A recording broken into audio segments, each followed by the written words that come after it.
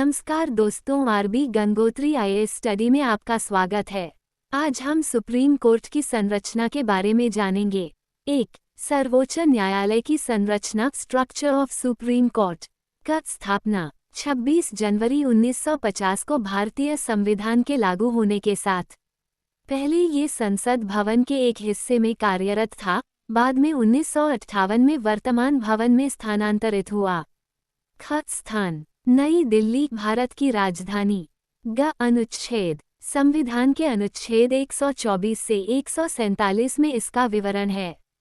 घ. न्यायाधीशों की संख्या, एक मुख्य न्यायाधीश CJI, अधिकतम 33 अन्य न्यायाधीश, कुल 34, लेकिन संख्या समय समय पर संसद द्वारा बदली जा सकती है।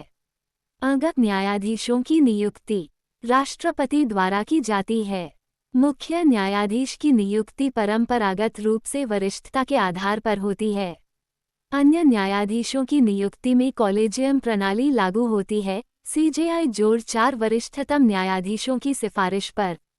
च. योग्यता भारत का नागरिक हो, हाईकोर्ट का न्यायाधीश रहा हो कम से कम 5 वर्ष तक, या किसी उच्च न्यायालय में अधिवक्ता रहा हो कम से कम 10 वर्ष तक, या राष्ट्रपति की दृष्टि में एक विशिष्ट विधिक विद्वान हो। 6. सेवानिवृत्ति की आयु 65 वर्ष। 2. सर्वोच्च न्यायालय की कार्यप्रणाली, फंक्शनिंग और ज्यूरिसडिक्शन का मूल अधिकारों की रक्षा। अनुच्छेद 32 के तहत कोई भी व्यक्ति सीधे सुप्रीम कोर्ट में फंडामेंटल राइट्स के उल्लंघन की शिकायत कर सकता है।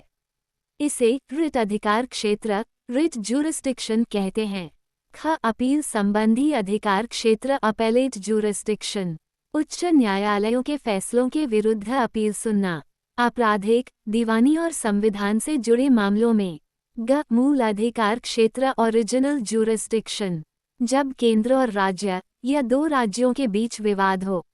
यह अनुच्छेद 131 में वर्णित है। घ. सलाहकार अधिकार क्षेत्र, एडवाइजरी ज्यूरिसडिक्शन, राष्ट्रपति अनुच्छेद 143 के तहत किसी महत्वपूर्ण कानूनी प्रश्न पर सर्वोच्च न्यायालय से सलाह ले सकता है। अंगत समीक्षा अधिकार, रिव्यू ज्यूरिसडिक्शन, सर्वोच्च न्यायालय अपने ही निर्णयों की पुनरावृत्ति, रिव्यू कर सकता है। अनुच्छेद 137।